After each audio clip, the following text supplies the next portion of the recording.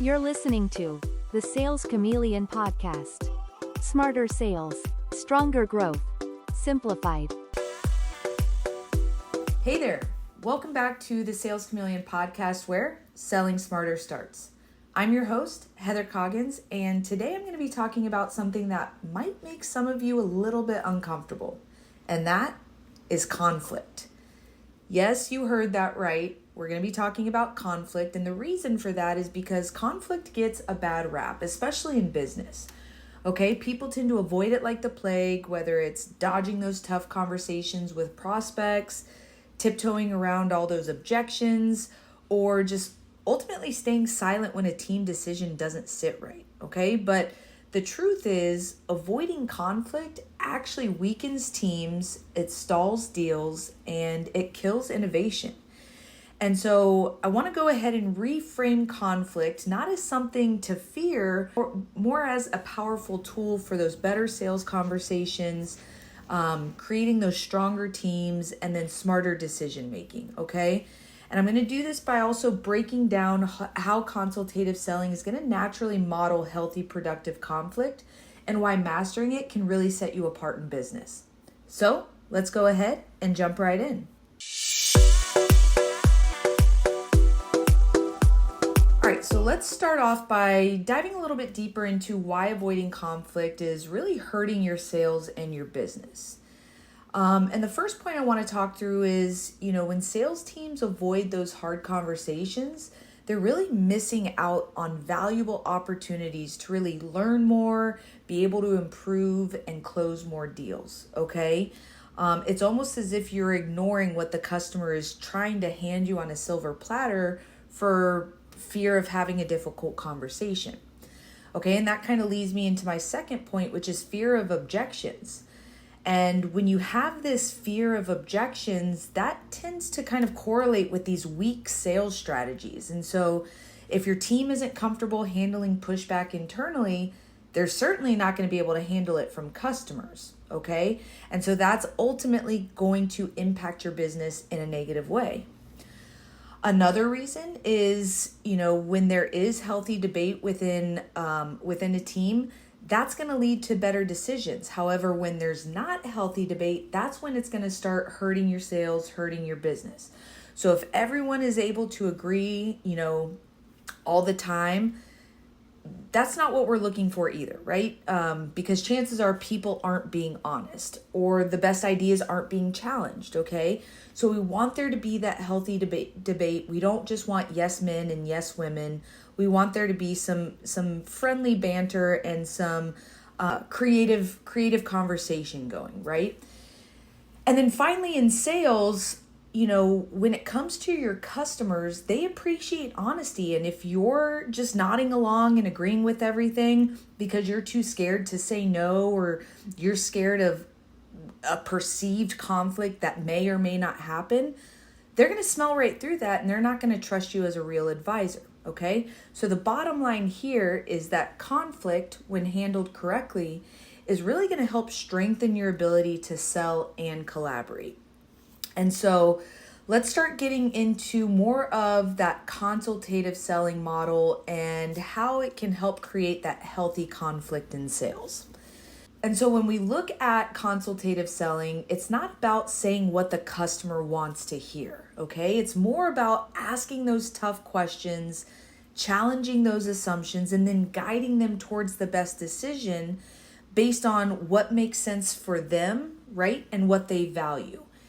And so an example of how this might play out in a sales situation, is when you start uncovering those real objections, okay? So instead of avoiding resistance, you want to really lean into it, find out what's really holding the customer back. Sometimes, I know this may sound odd, but sometimes once you start having those conversations with the customer and you find out what they're looking for and you're not able to get that, provide that for them, sometimes saying, hey, you know what, this may not be the right fit is going to actually build more trust than trying to force that sale on them just to try and get the business. Separately, you want to also make sure that you're not just holding yourself accountable in that regard, but that you're also holding customers accountable too, okay? So if you're speaking with a customer in a business interaction and they say they have a problem, but they're not willing to really take action or give you too much additional information on it, challenge them on it, okay? Ask them some more of those discovery questions and really try and uncover, because most likely whatever the objection they're giving you up front is probably not the actual underlying objection. There's probably an underlying reason behind that objection that they're giving you. And the only way you can get there is through respectfully and professionally challenging them on it through asking those, solid discovery questions. And so ultimately, when you apply these principles, conflict isn't aggressive. It's actually really productive, and it leads to better solutions and long-term trust, not only with your employees, but with your customers as well. And so I want to start transitioning into talking through some framework for handling disagreements productively. And I like to start off with the 3 C's of constructive conflict in sales and business. And the first of those C's is going to be curiosity, okay? So you want to approach disagreements with a desire to learn, not to win, okay? You truly want to come from that level of really trying to understand. The second C is going to be clarity. So making sure that you fully understand the other person's perspective before you respond, okay? A lot of times we get so caught up in just kind of jumping in after we hear part of the sentence because we think we know where they're going. But a lot of times that isn't the case. So just make sure that you're fully understanding their perspective before you're jumping in. And then the third C is going to be collaboration. So you want to make sure that you're framing those disagreements as more of a shared problem that you are both going to collectively solve together rather than a battle that you're trying to win against the other person, okay? And so when you take these 3 C's and you look at how to apply this in sales teams, you want to first start off by encouraging open debate within your sales strategies as a team. So you want to push back on those ideas with the goal of refining rather than attacking. Role playing is a very constructive way to help your team overcome objections. So if you're able to role play objections with your team and help those reps get comfortable with that pushback, they're actually going to be able to handle it way more confidently in the field and when they start dealing with those customers and those prospects. And then finally, you're going to want to create a culture where challenging the status quo is encouraged rather than discouraged, okay? Sales, it evolves, and so should your approach, okay?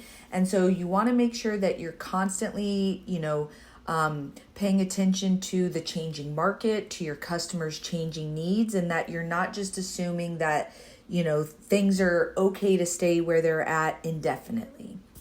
And so how do we ultimately, we've talked through the skills. How do we navigate through these tough conversations with confidence, okay? I've talked about why conflict is good for business and how consultative selling really facilitates that healthy debate. But what does this actually look like in action?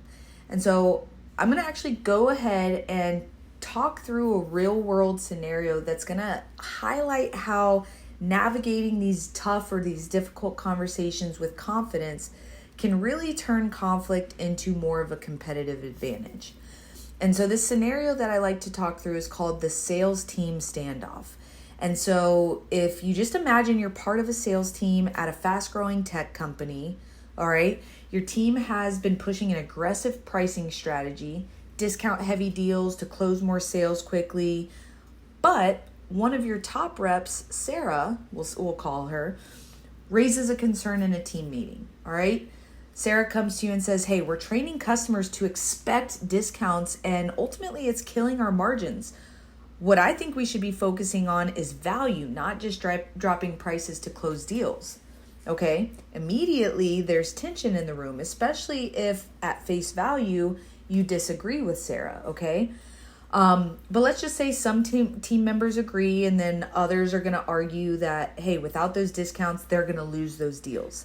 It's a classic internal sales conflict. Should the focus be on short-term wins or long-term profitability? right?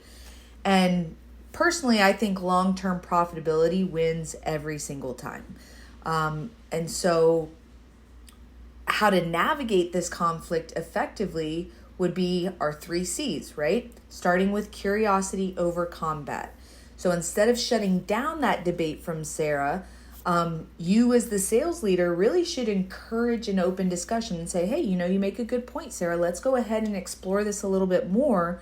What patterns are we seeing with these discounts? Are they bringing in repeat customers, or are these just one-time deals, right? And when you reframe that conversation as an opportunity to learn through curiosity, not just a disagreement through combat, the team can then evaluate that strategy objectively without getting emotions and feelings involved, okay? Next, to navigate this conflict effectively, we want to go to our second C, which is clarifying the real issue. So you ask those great discovery questions to Sarah, and after some discussion, the real issue emerges, okay? And the real issue is that the sales team is not clearly communicating the value before resorting to the discounts. And so many customers might be willing to actually pay full price, but the reps need better training on what that value-based selling looks like and how to approach it, okay? And then thirdly, that collaboration for a better solution. So instead of an all or nothing approach, you're providing an opportunity where you're allowing the team to test new strategies, okay? You're encouraging them and showing them how to lead with value discussions first.